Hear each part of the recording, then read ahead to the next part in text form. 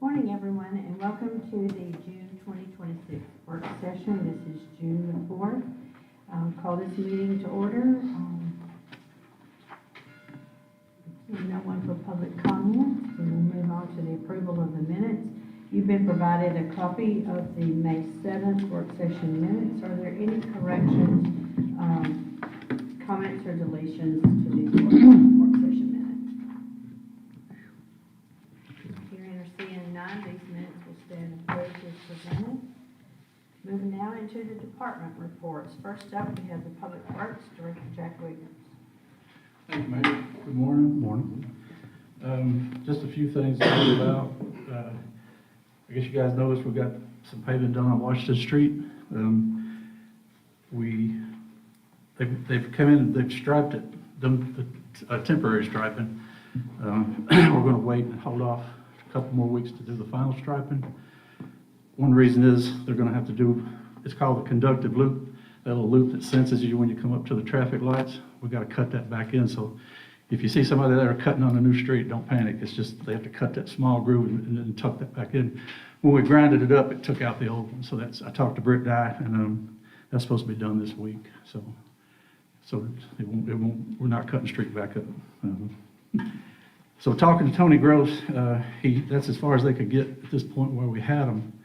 So we still have a little bit left out of the 200-something thousand we're working out of. I think what we decided and talked to you guys about too is hold on to what's left. It's going to carry over the next budget year. Get him in here with the additional money we're going to have, and he can go farther and do more while he's here. With what's left, there's not he won't get to go real far for us. So I'm thinking get him back in here when we can get him, and that way it makes it worth his while and ours too to get more done while we have him on the hook. So that's kind of where we're at with that.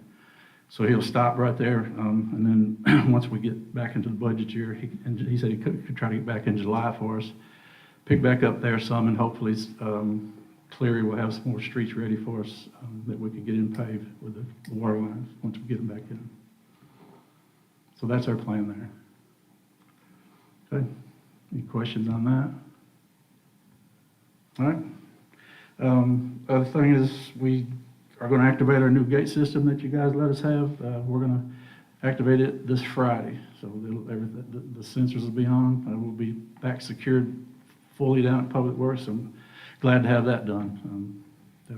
We hope everything will work out. We'll have to work the bugs out, but I feel like everything's going to work out really well with that. So all the departments have been really good to help get everything ready with the sensors and all in their own vehicles. So everyone's working really well with us. So we're glad to get that going.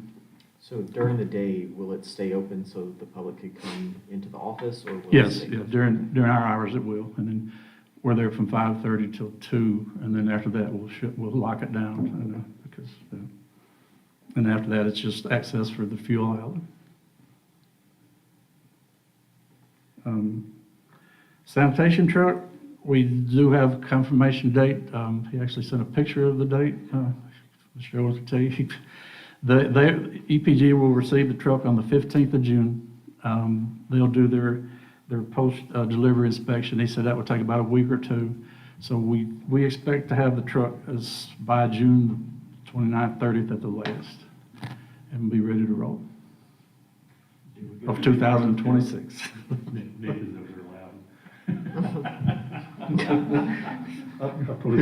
Yeah, so we are looking forward to getting that, and then we'll be able to get the lease truck that we have, get it off of us and get it going. So, any questions on that? Are they willing to pay us anything toward the rentals because of their delays? I don't know. We even asked. We looking through the contract we had. There's not a specific delivery date. We were just promised so many months, but then not that I've seen. We can go back through it. Maybe get Debbie. We can review the total contract. I didn't see any. I don't know if there's anything in there. I don't think so. I don't think there was a hard date ever actually specified. It was 14 to 16 month roughly, and so now we're at we're a long way. So, but we do expect it to We are gonna have to put, we have the tires already bought. We're gonna put, the day before we deliver the old one back, Dave Warren's already got the tires. We're gonna put out new tires all the way around it ourselves, because if we don't, they will hammer us on those tires, the tire wear. So we just figured it's best for us to do that, because last time we rented, took it back, it was about an $800 charge just for some tread wear, and we only use it for a month. So we're gonna try to avoid that and do it ourselves. And those tires are already bought with the money, budget money we had, so they're ready to go. Good. Anything else on that? I would just say that maybe in the next time, because we know we'll have to order another garbage truck at some time. And I don't know if these companies would give you a hard deadline or, you know, Yeah. a defined time due to, you know, all the supplies and things that they have to wait on. Right. But That was maybe there with would this be truck. some compensation or something. Right, yeah, and this truck was built specific for our streets and our alleys and the way we needed to design. And I've talked to Natalia about the next truck. The load-all company that we used had gone out, but they're talking about retooling possibly and start producing trucks again. If they do, that's a truck we want to go after, and it's a standard truck, just like we've had before. Will be no wait database and probably be even cheaper because it's pretty well standard to what we want. So we're hoping that they go back into business. We'll know in about December, and we really need to start thinking about another truck. Okay. Any other questions? All right. But on that note, we did the ton truck that you guys let us get. It's in, the bed's on it. It's in. We're actually out there using it, so proud to have that one rolling. So it's helping us with our goosenecks trailers and getting stuff cleaned up and picked up. Glad to have it. The other thing we do, we are going to have a fleet management meeting. We're scheduled for the 1st of July. We're working on that to get our grip on the fleet that we have and what we're going to get and what we have already. So, and I think besides that, that's it. We're in the process of making a hire. We interviewed 4 yesterday, and I have 2 more today as soon as we're done here. Hopefully we'll get something there. So, but that's all I have. Unless you guys have any questions. Any questions? How many are you looking to hire in this city? One at the moment. Yeah. So possibly another if once say how some things are going. But Any other questions? Thank you. all right, thank you. Next up, we have the police department, and this morning Chief Jennings is out, so we have Commander Rodriguez reporting for us. Thank you, Mayor. Good morning, Board. Chief Jennings has a doctor's appointment this morning, so he's asked me to report for him.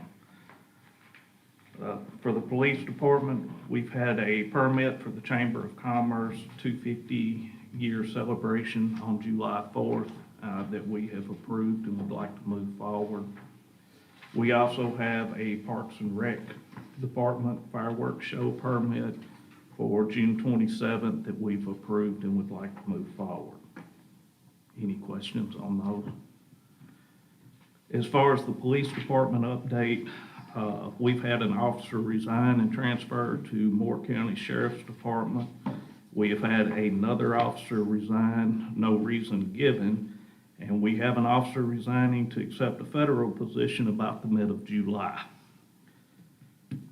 We have onboarded one officer that we're working through to backfill the SRO position, and we have one recruit reporting to the academy on July 5th. We're currently 2 officers short of full strength. We've had, of course, the 3rd vacancy anticipated in July, so we're back into the hiring process again. And currently, we're working our canine officers backfilling shifts to eliminate overtime. We've had multiple ongoing maintenance issues across our fleet that we're working through, but it's being addressed. Overall, our morale remains fairly good. Guys are still working hard for us. That's my report. Any questions? Any questions? Thank you. You have animal controllers that. I do, I forgot about for animal control, we have 16 calls for the city, 22 for the county. There was a total of 38 calls. This is through the period of April 20th through May 19th.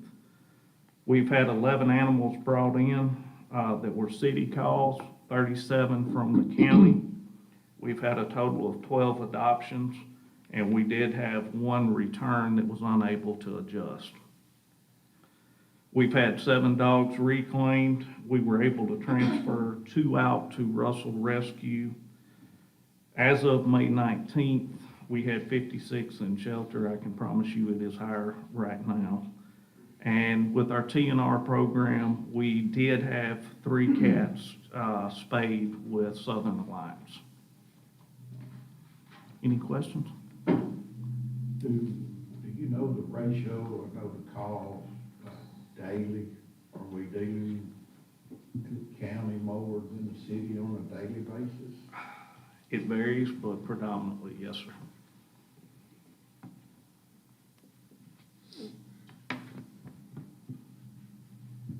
It looks like the take-in is tremendously different because you get 16 calls, we get 11 dogs in the city, and then the county, you get 22 calls, but you get 37 dogs in. Yes, ma'am. So I think that's what they're, it's running the numbers up. Yes, ma'am. Thank you. Fire Department, Chief Bergman. Good morning. First on the agenda is the firehouse grant. This is just permission to apply. This is a 100% grant. No matching funds needed. We're going to focus on a community outreach and fire prevention prop for this one. It's about a $16,000 fire extinguisher prop. It allows us to use live fire safely, and it also comes with extinguishers that you can refill on site and compress with air, so we can start reaching out to our facilities, our schools, and even our community, just teach them how to use a fire extinguisher, and they can actually see what actual live fire is. So we're hoping we can get that grant to the firehouse, if y'all will allow us to push that through. Does it come with subs? Man, I wish. I've been trying to get the owner of Chevyville to move one down here, but he's moving more east, and I'm like, you need to move more south. So, yes. David, y'all have applied for this grant numerous times, correct? We've only applied for it one time, Okay. and this was prior to Chevyville opening their location. So I feel like Chevyville is going to help us because they do a mile from an actual store. Closest one to them was Huntsville, Alabama, and Chevyville is a little bit closer to us. I think it's at 27 miles, so that's going to help us. I think they usually try to stick in the 35-mile range. So hopefully it'll help us out a little bit on that. If the board is okay with this, we'll move this on to Tuesday night. The other grants that we were looking at was our FEMA grants. This year was just pretty much of an education year for us. We were going to start trying to apply for that next year for our SCBAs. We currently have about 31 SCBAs and about 64 spare bottles. SCBAs average about 10,000 apiece. So we felt like this would be a great grant opportunity. It is a 5% match, so you'll see that at budget time for next fiscal year. Next fiscal year. And we're planning on, they go out in 2031, so it gives us a 3-year window to, if we don't get it this year, apply next year, and then the following year after that, trying to capture those funds for those SCBAs. The next up is our apparatus update.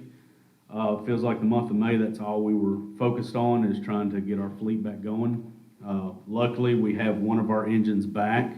Engine 2 has been repaired and sent back from Velocity in Huntsville, Alabama. That bill ended up being roughly a little over $15,000. They had to put a new computer in there, fix a bunch of oil leaks that caused the computer to malfunction. It is running top shape right now, and it is leading our pack right now. The other thorn in our side, if you'd like to say it, is our engine 1. We have really poured all of our focus on this engine here, trying to figure out who's gonna do the repairs on this engine. It needs a complete in-frame overhaul. It's building pressure, which is causing us to have coolant issues, oil seals that are leaking, and they said the only way to fix that is to do an overhaul. We have found and made a decision yesterday that Velocity in Huntsville will be awarded that job. We reached out to all our vendors that work on fire trucks and, try to get the best price ever. However, that price comes up to $61,000. So with that being said, the fire department at the beginning of May froze all spending except for fuel and salaries. And Debbie, myself, Brandon and Natalia and Kevin all sat in the office and started pulling money from every account. You'll probably see all the budget amendments coming up on her report. And we feel like we can get, from doing that, we feel like we can cover the bill on both trucks by doing that. It did put the fire department in a little bit of a bind, but we feel like this was the most important of our department. And next year, we'll start chopping at our things that we couldn't get this past fiscal year. That truck should go, I'm hoping by next week, to the shop. And it's approximately 2 to 3 week downtime on that apparatus. They have a truck in the shop right now doing the same thing. They're waiting to finish that and saying, hey, our truck is next. The rest of the fleet is running very well. Sorry, David. You mentioned that you cut some stuff and then you were gonna have to ask back for it next year. What are we talking about? Are we talking about stuff that is reoccurring, things that you're missing out on, or is it capital? It's stuff that's reoccurring stuff that Okay. needs to be replaced, like, there might be any kind of maintenance issue as far as equipment, like, hey, this is at its end of its life, it's either, take a chance and wait 3 months to get a new one, or go ahead and replace it now and put that in as a spare. So, I mean, we've been doing a fine tooth comb through all of our equipment, trying to make sure that we making the right decision on what to order and what not to order. Okay, so it's more of a push off of costs, not. That's right. And some of it's operational stuff, like, like weed killer. We kind of laughed, me and some of the other department heads were trying to borrow weed killer from each other because, we just froze all spending. And we'll just wait till July to get some weed killer. So, stuff like that, we went through and said, hey, look, we'll just wait till next year and order that. Any of the supplies that you keep on hand, we just said, hey, we'll wait till July and order that as well. So hopefully we're gonna come out on the top on that. Okay, but you think next year, or this next fiscal year budget will cover the things that you had to push off? Or, no? It's a good question. We're gonna make it work, put it that way. I can answer that question probably mid-year, Okay. but my plan is to have it covered, yes. So the cut you made to come up with this $61,000 just recently, this is in the end of this year's Yes, ma'am. Yes. budget. Our plan was, if we didn't come up with enough funds, is we was going to encumber whatever we had left and move to the next fiscal year and then chop away at that, repair, or vehicle maintenance bill. But Natalia and, the team has found, I think we feel like we found enough money to cover both. If not, it will come out of the next fiscal years. A little stressful times, but I think we're gonna manage just fine. The other one is our department update. We are fully staffed at the moment. All of our injuries and illnesses are back to work. We are just now working through our vacations because they have been kind of stalled on being able to take vacation because of our injuries and our illnesses. So we're still minimum staffing, but we have everybody back at work. The fire crews have finished their life safety inspection or finishing up their go-backs. The team is working on their next project, which will be hydrants, coming up to flushing those. And have any more questions? That is my report. Any questions? Thank you. Next up is Parks and Recs Department, Director Browning. Good morning, Mayor, Board, how are y'all? First, baseball and volleyball wrap up. We've had a tremendous season on both sports this year. Great turnout. I think I mentioned it last month. It's been the most participation we've had for our 3 sports that we offer, and I think it's going to keep growing. Softball finishes up regular season today, and then next week they'll have their tournament, and then softball will be complete. We're looking for the fall for a possible softball league. So that's our sports report. Any questions on any of that? Secondly, our junior fishing rodeo is going to be June the 6th. We are getting prepared now. The park is going to be cut to a T. It's going to be looking really good by Saturday morning. We have been in contact with TWRA, Elks Lodge, Walmart's helping us out a little bit. So we are looking forward for a great turnout for that. We're expecting around 600 kids. So say a prayer for us, and we'll go forward with that. Nathan, I did get a call yesterday, and I called you to speak on it. There was something going around that the fishing rodeo had been canceled. So I want to reiterate that it is not canceled. It will be held on Saturday. This was a different fishing rodeo in the surrounding area. It does not affect Fayetteville. So please come out and have a great time. Please do. Yeah, the guys have worked real hard on this. TWRA has worked really hard on this. A lot of the community has gotten involved in this. So we are full go and ready for Saturday morning. Registration is at 7, and we'll drop the lines at 8 o'clock and finish up at 12. And at 12:01, the community can come out and enjoy a good day of fishing. Third is our Independence Day celebration, which will be on June 27th, our fireworks show that we have every year. Excited to have bouncy houses. We're going to have a DJ out there from 5:30 till about 6:30. At 6:30, Strangers with Friends will begin a concert for a couple hours. Pixie Doodle face painting will be there along with balloon animals. So we are looking for a great night over there. And fireworks will usually start around approximately 9 o'clock as soon as it gets dark enough.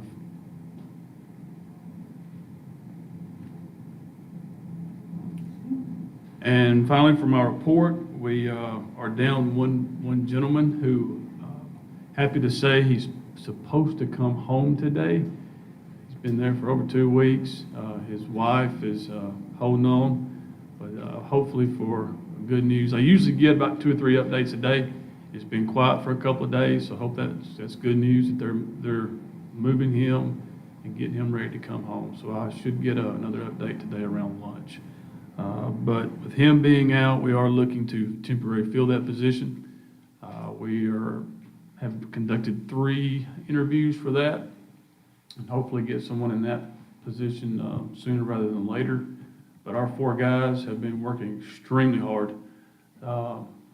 6:30, they're out the door, and they don't come in until right at time to go, and they're wringing wet. So they're working really hard. I'm very proud of what they're doing, and hopefully we'll get Kyle back as soon as possible. Any questions? Thank you. Thank you. And for Planning Coast Department, Director Gentry. Thank you, Mayor. Good morning, Board. So we are ready to move forward with adopting the 2024 International Codes. We began talking about this and preparing for this about a year ago when we purchased the code books. We are required by the state to stay within the last 7 years of the latest published edition. We're currently on the 2018 codes, and they were adopted in 2020. So by moving forward with this adoption, we will not have to do a new code cycle again into 2032. So this would get us in compliance with the state. We would be adopting the following: the building code, residential code, fuel gas code, existing building code, mechanical code, plumbing code, property maintenance code, fire code, swimming pool and spa code, life safety code, and the electrical code, which is always 1 year behind. So it would actually be the 2023 electrical code that we would be adopting. The only thing that we cannot move forward with adopting is the new energy code, because we cannot be more stringent than the state. So we will have to remain on the 2018 energy code until the state moved forward. And that came by word to us from our representative at the state. So we are proposing this month to call for the public hearing and do all of our advertising for the public hearing. And then in the July cycle, we would have to adopt each one of these codes by ordinance. We have already got those ordinances prepared. Attorney Hill has reviewed them. Do want to thank the planning team and also Jack and Davey for all of their work on helping us prepare for this. We began heavily working on this in January, going through it with a fine-tooth comb for which appendices we needed to adopt. So we have everything ready and prepared to make that move after we do the call for the public hearing.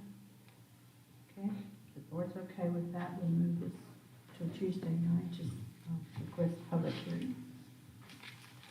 Okay, the next thing, because we kind of wanted to do this package deal, I did talk about this at strategic planning, but we have come up with a proposed permit fee schedule. The last time that this was really updated was 2006. There was a minor change, a minor update in 2021 where we did tweak a formula for new construction.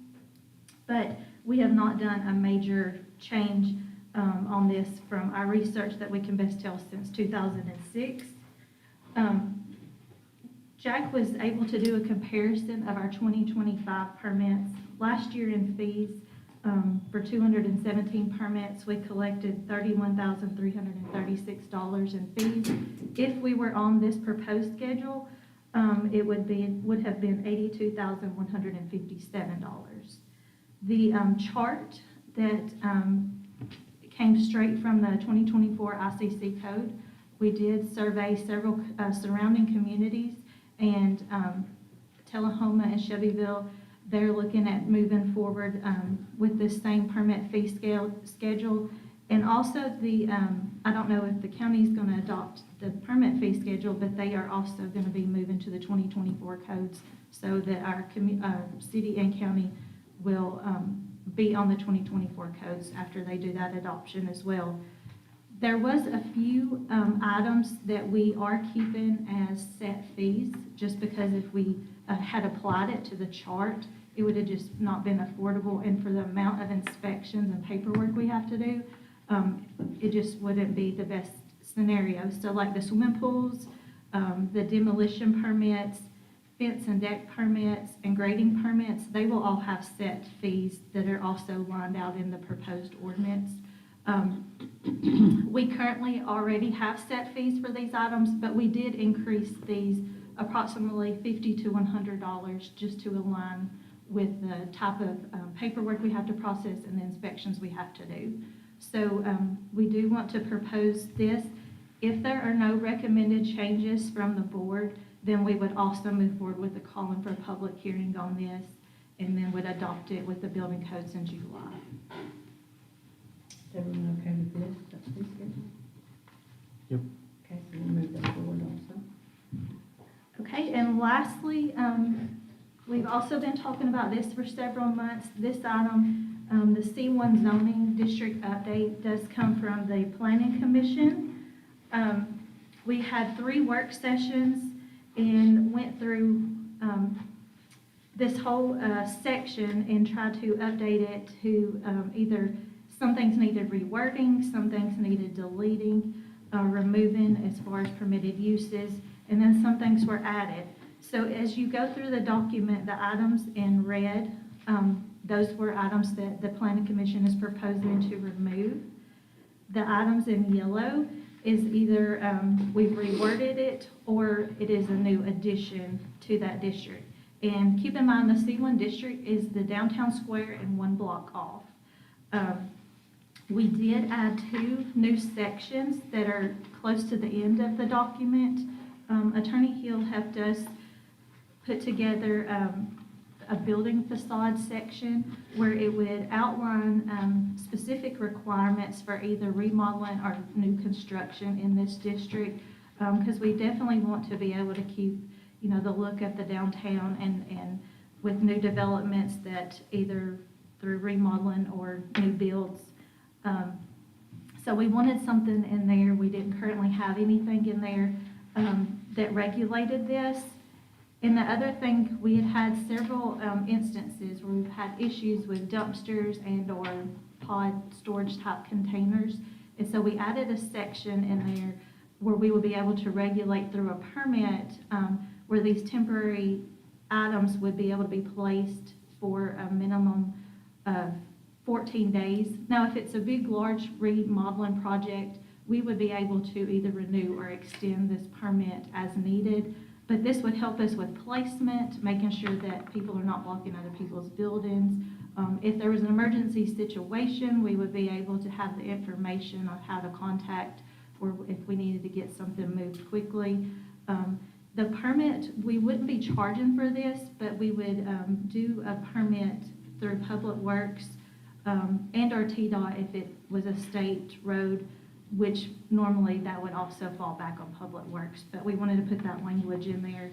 In this item, as we bring up the other sections, we do want to add it in, just so we can regulate these containers in all areas of town.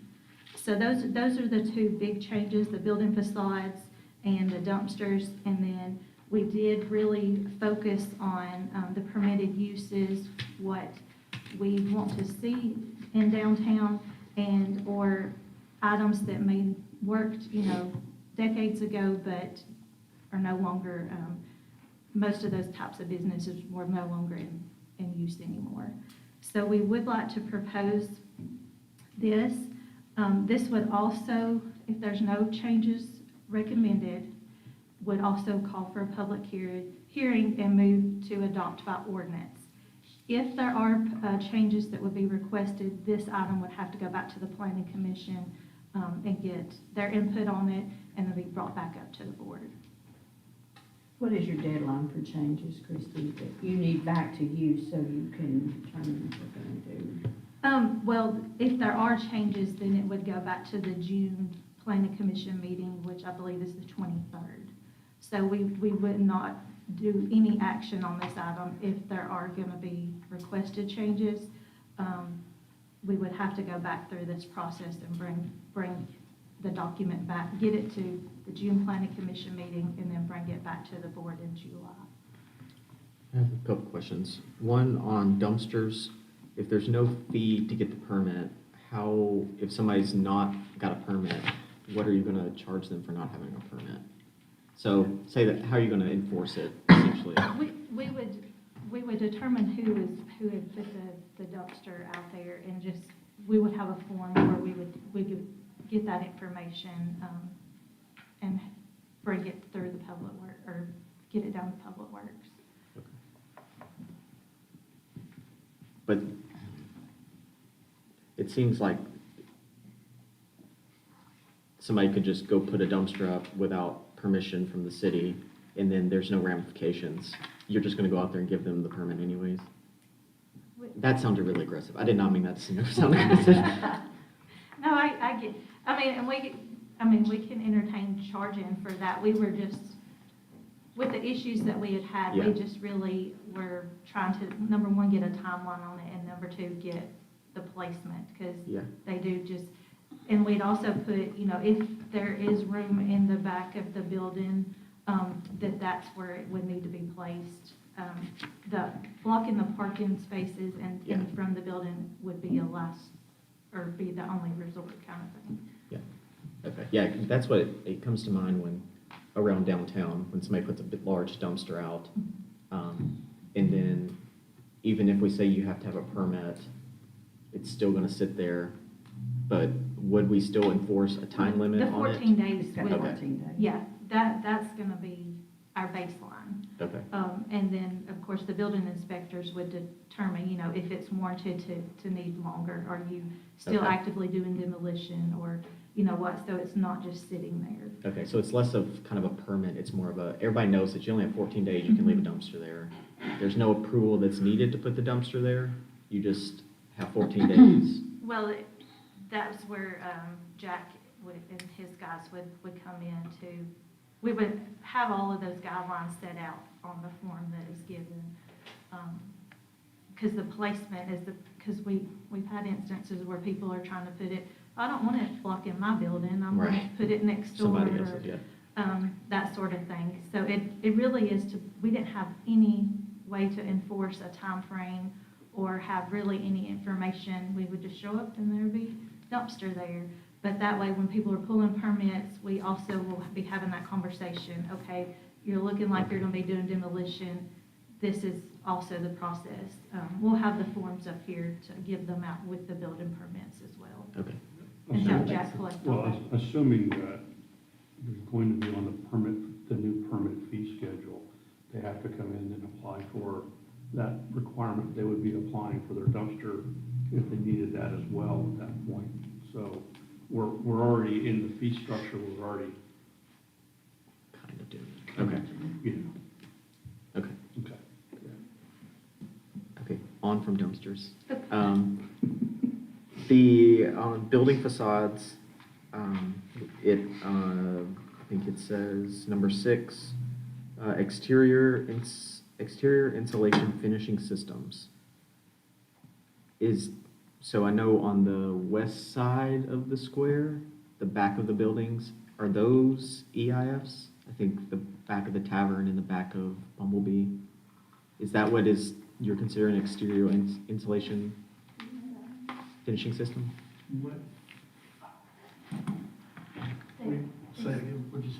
On the exterior insulation finishing system.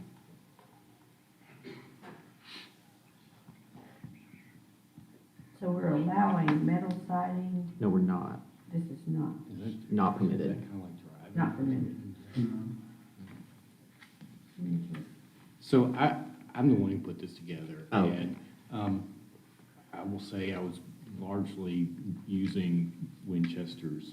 Winchester has they have an overlay now. And of course, there's been a real revitalization of Winchester downtown. So we had discussions, and I don't think anybody felt like we wanted to go as far as having a committee to approve colors and things Right. like that. So what I was trying to do was take from what Winchester is doing, just the kind of the hard items that we could, we wouldn't have to have a committee to say, yay or nay on a particular design proposal. So, I was using the building materials that they were allowing and prohibiting in their downtown. So I think I know what these exterior insulation systems are. I mean, they're kind of like a spray-on.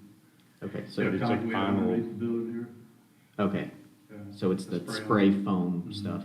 Yeah, Okay. that's what that's referred to. Okay, I'm fine if that's what the assumption is, Yeah. but I know that what I don't want to happen is those systems that are on the back of the west side that are, I think they're kind of insulation backing because they're old buildings and you can't really go on the inside to do the full thing again. Yeah. I want to make sure that that's not, Yeah. we're not cutting that out. Now, if we need to, Well, and we're just Separated. talking about the facades, the fronts anyhow. So okay, I'm just- well, that was my next question, is, I don't know that it actually, so it says building facades, but is that road facing? Is that your facade? Or is it, because we have side of buildings that are also road facing? Like, how are we defining front of building? Is that your entrance? Like, should we have something in there that says, Defines what facade is.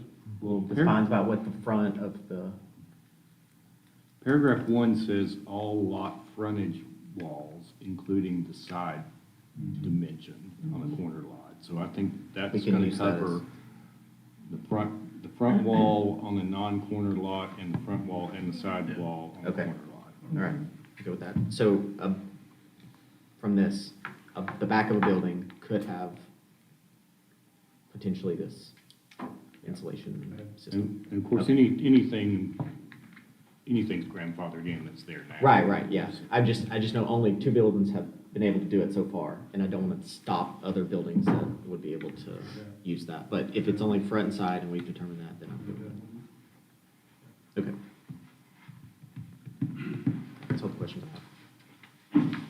Christie, if anyone has any further questions or discussions, just get with you and, We would just, if we're gonna call for, or if we're ready to move forward, though, we would need to call for the public hearing at Tuesday's board meeting. okay.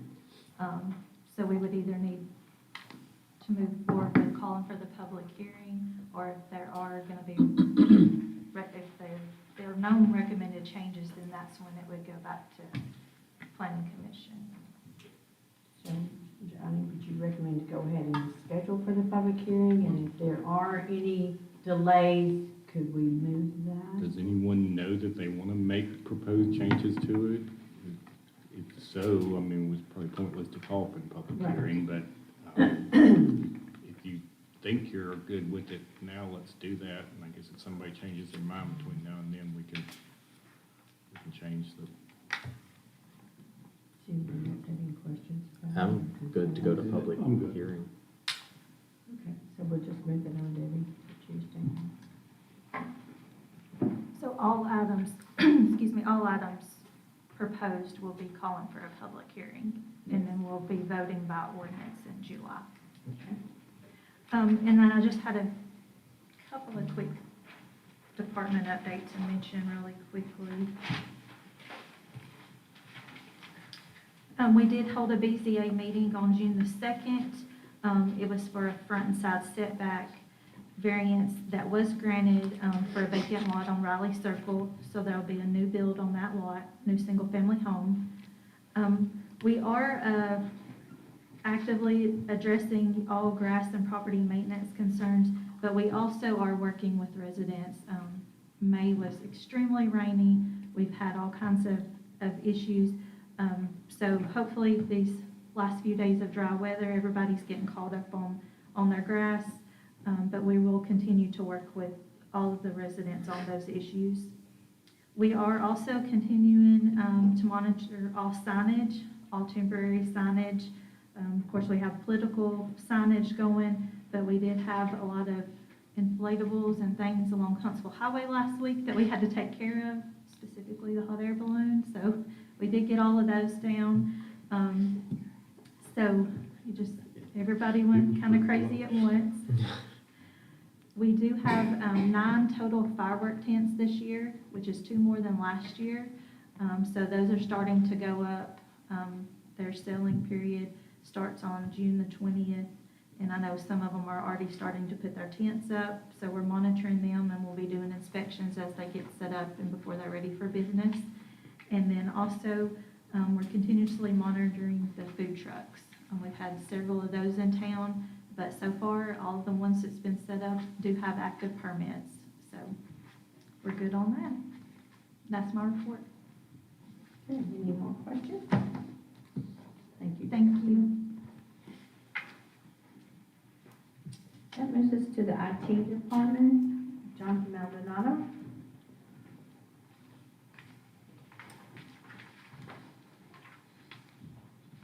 Morning, everyone. I want to start my update off by mentioning that I took care of the daily needs of computers, printers, and monitors across the whole city. Next on the update, after setting everything up for the backups a few months back that I reported on, I saw that our server for backups was outdated along with the software that we use. The version we have is currently still good till February 2027, but after discussing it with Debbie and Natalia, they said there was some money that we could purchase it in this year's budget and go ahead and get the physical part taken care of. And we do have the server. We did receive it recently, so now it's on me to get it configured and set up and transfer everything from the old one to the new one. Next on my update, I am working on replacing all 6 of our time clocks throughout the city. I was told that this was due June 30th, so I was stressing a little bit about it, but thankfully we got that moved up and we got a confirmed date. It's due on December. So now the new game plan is to get one done each month until then, so that will take care of all 6 of our time clocks throughout the city. We are supposed to get one today, and I'll be replacing the municipal building one today, and I'll keep you guys updated on that when we get them all done. Next on the update is the firewall for the municipal building. It is set to expire July 6th. Without that, the municipal building won't have an internet connection. So we are working with a company called C-Spire. We already do business with them So we're working on getting that replaced before the timeline, and I'll update you guys that next week, or next month. We should have that done before the end of this month. Last thing on my update, I'm on the final steps of a disaster recovery plan to present to you guys, and if all goes well, I hope to present that to you guys next month for approval. That is my update. Do you guys have any questions? Thank you, guys. Okay, and now we'll move to finance, Director Natalie Burton. Morning. Quite a few items on our agenda today. Short. The first two items are for public hearings. Both of them are to approve budgets. The first one is for our budget, and then the second would be for the city schools budget. Both of those would take place before the board meeting next Tuesday, the 9th at 5 p.m. Everyone's okay with that? We'll move that to Tuesday. Okay. And then items 3 through 7 all pertain to the city schools as well. For item 3, it's the approval of their internal annual financial audit. And you have a copy of that on your iPads. Number 4 is their approval of their Board of Education annual audit. And then 5, they have their cafeteria, capital, and general purpose budget for next fiscal year. And then they have a budget amendment, number 4. Is everyone okay with those before we look at the next one? Okay, everyone, we'll move that to Tuesday. All of those, 3 through 7. Okay. And the final one was just the TEMA grant amendment for the Dome project. Do we have any questions on the Dome project? This was sent to us recently, and I thought I had a question, just 1 second, bear with me.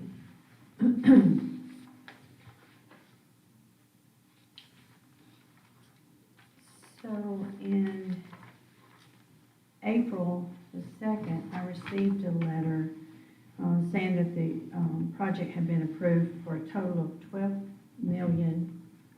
This was additional $12,818,806, and it gave the federal share, and it gave the total share. That does not match what was sent to me in the amendment. In March, I got a letter from FEMA to Patrick Sheehan, and this was signed by Shamika Johnson. Still has the wrong name of the high school. And also on this grant, and I'm saying this so you can look at this more in depth before Tuesday night, was the numbers. Make sure you look at the numbers of this amendment. That's my comment. So we can move that on to Tuesday night. Okay. Our next item is number 8. It's the health insurance cost. So we did receive information from our healthcare provider that we are going to have an average increase of 10.5 for premiums in 2027. So, of course, when we budgeted for 6 months of 2026 from July through December, and then the 2027 premiums will take effect in January and last through June. We did budget for 8.5%, but we also did assume that all vacancies would take the highest premiums possible, just to kind of give us a little wiggle room. So what happened is it did affect our budget a little bit, around $55,450. So the budget summary that you're going to see in just a few moments has been updated to include that. So previously we were looking at that overall revenue in excess of expenditures being around $199,000, and now we're at like $147,000, and that's just to accommodate the health insurance increase. Are there any questions about that?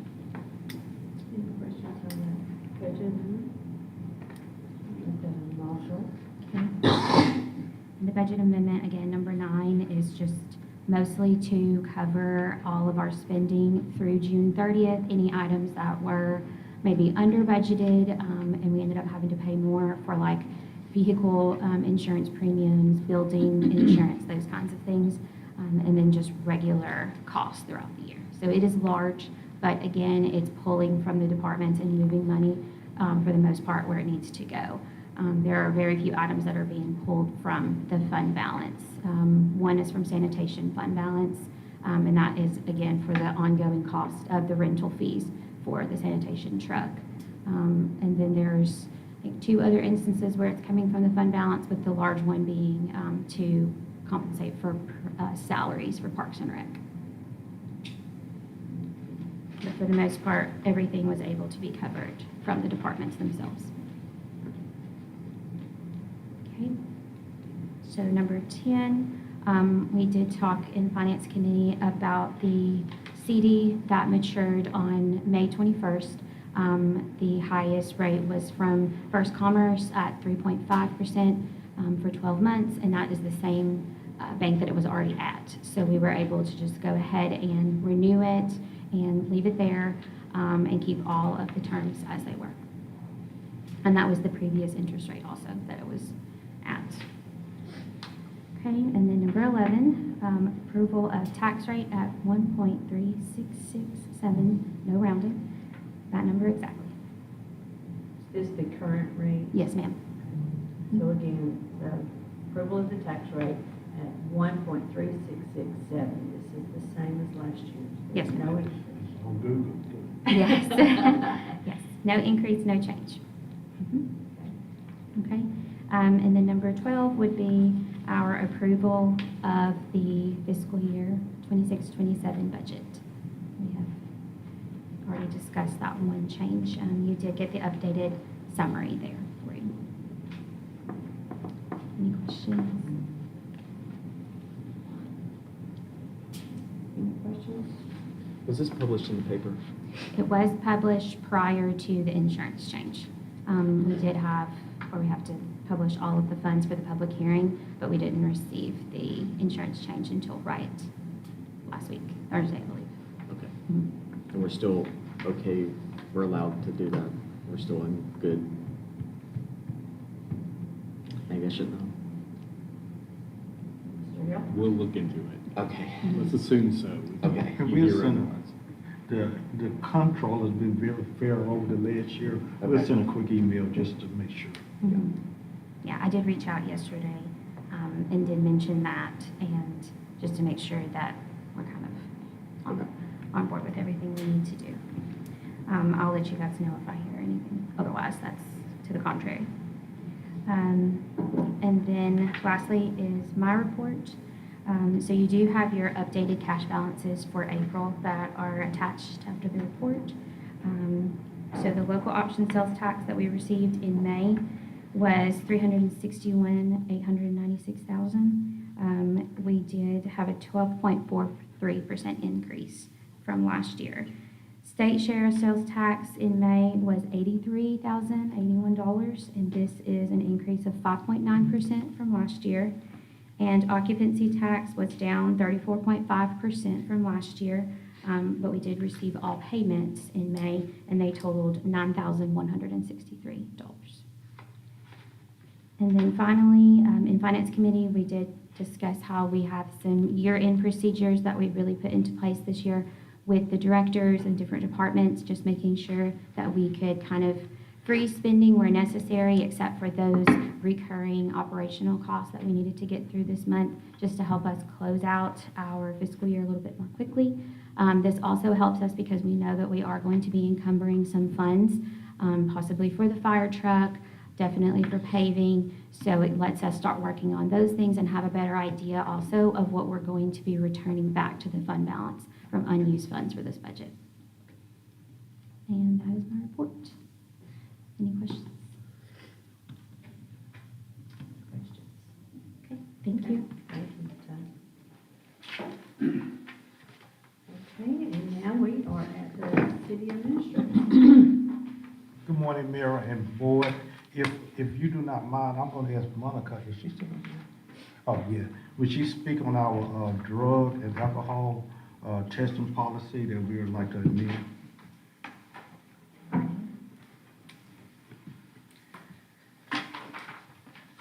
So, we're requesting to implement a resolution for an actual drug and alcohol testing policy. Our personnel policy does allow it, but it's a little bit vague. We currently participate in the Tennessee's drug-free workplace program, but this would kind of be more of like an SOP, like an operating procedure manual for me to make sure that I implement it consistently. That way it's transparent. I think it would be very beneficial because although our personnel policy allows it, I want to be able to do it so that, you know, there's no favoritism, there's no, I guess there's no question as to how we're proceeding. And I want to make sure that we're proceeding the right way within the law as well. There are a couple of places in the policy that we do need to decide on. There's two options. I think it's on page 3 and page 6. They're highlighted. There's an option 1 and there's an option 2. The option 1 on both, they are pretty much the same. One is just for the drug testing and one is for the alcohol testing. The option 1 on both is just kind of a blanket, we're going to test no matter what.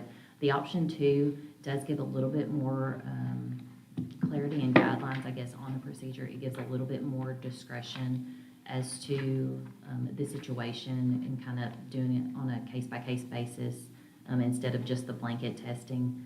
It does allow for, you know, if there's a contributing factor, you know, you're more likely to test with that option 2 as opposed to on the option 1, you have to test no matter what, even if it's not necessarily a contributing factor.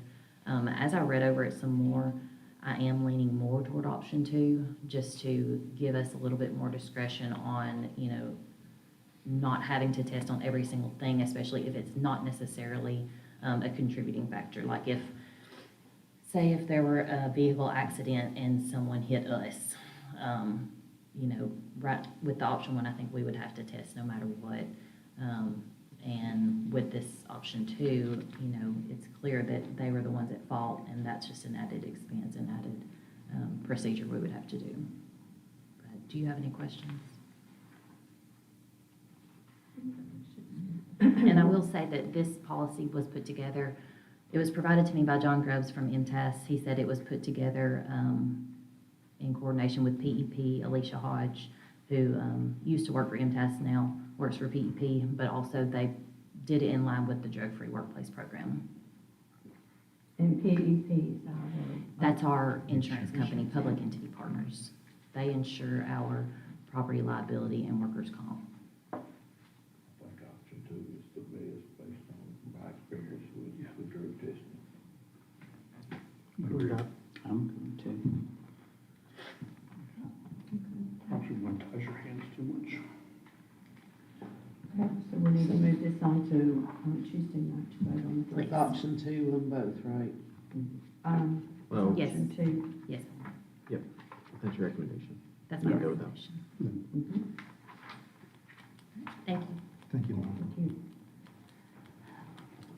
You should have seen my month of May report in your packages, but as we look ahead in June, we're going to start back with our grants management. We have a big June 18th meeting. We have not, over the last 3 months at least, been able to dedicate the time that we need to do with grants. Grants is very intense and goes consistently. But we have a meeting that should be all morning that we will look at existing grants and keeping them moving, grants that we have pending, and any grants that we foresee that we may be applying for the remainder of this calendar year. In addition, Jack had mentioned about the fleet management. We do have a meeting on the morning of July 1st. Back at the strategic planning, we promised that we will look at a preliminary plan by the last quarter of the year. So we're looking at giving the board a plan by the end of September about fleet management. If you may recall, this is something that we have not had active in 5 to 6 years, but Jack and his team have kind of really pushed that we get a fleet management movement. So we are looking at all aspects of fleet management and we plan to have that in the proposal. So this would be our second major meeting since we all met together for strategic planning in January. We still have consistent activities with the Square Fire Aftermath. I met this week with Jack and Christy and Jill about next steps. The property owners have been in contact with, they have a deadline of mid-July. I can't remember that exact date, but they have a date of July to kind of give a plan on how they're moving forward. So we're kind of working with them consistently on that. We do have a property and real estate team that has been working, and we'll meet again in June. We do have an economic development team, which basically is Christy, Debbie, and I. We call ourselves the Eco Trio. So we're working to address all economic development needs from the city. They're growing, so we got a big meeting in the morning. And we're also working on infrastructure and capital projects that you will hear a little more as we go into July. We are trying to build an employee morale team that will consist of citywide to address employee morale. I heard Commander Andy mention that morale is pretty good at the police department. Our goals are to see whether we can keep that consistent or even increase, hopefully. You may hear a little bit about the 250th celebration. The city is working with the county, and that is involves the entire city staff to try to make sure activities go from July 27th from June 27th to July 4th. Nathan mentioned earlier about the Independence Day celebration. That is part of our 250th celebration, and there will be activities throughout. We will start having that publicized in the next couple of days. We already have flyers ready for that. And finally, we have been meeting, the mayor and I have been meeting with Mayor Newman as he tried to close out his term. We have about 5 items that we've been taking to meetings. We have a meeting scheduled this afternoon that will probably be our 3rd meeting as far as activities we're trying to do before September 1st. If you have any particular concerns, let us know.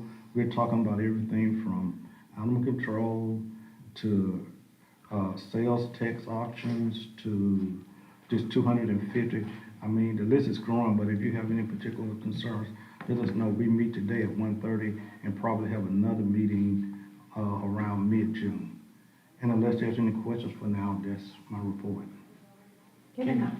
I was gonna ask him if he could comment a little bit on item 5 on his report, if we found out or got any new information on the square. I can. We're still working. Things are changing daily. We got a report yesterday that things had changed since earlier this week. We have offered to help with a mediator to help the property owners talk about their concerns. At first it was accepted. Now it seems like that's not going to be favorable, but we're still trying to pull everybody together. We're leaning on outside resources as well. MTS, Monica mentioned Alicia. I talked to Alicia. Jill has a couple contacts, so we're trying to do everything we can to give them the resources they need to make a decision, but we're still at a point that they need to be able to tell us something about mid-July so we can move on and know how to move from city operations. So that's a plan in mid-July, or that to have it cleaned up in mid-July? So they have to let us know definitely how they plan on moving. They do not have to have it all cleaned up, but we want to see some actions. When we met with them in May, we asked them to give us 60 days from that time, and everybody was in attendance. So they had 60 days.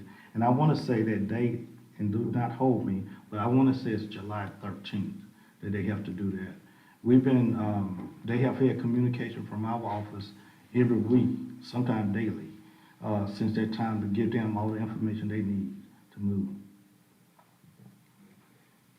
Yeah, I think it's, they've had tons of time. Mm-hmm. At this point, I mean, I guess we have set the time if they need to have a plan. Mhm. But I'm sure the internal committee has been thinking about, okay, well, what's the next steps if they don't We have have. it by then? Because at this point, we now have an empty rubble lot on the square that's been sitting there for months. So it's pretty frustrating. Yes.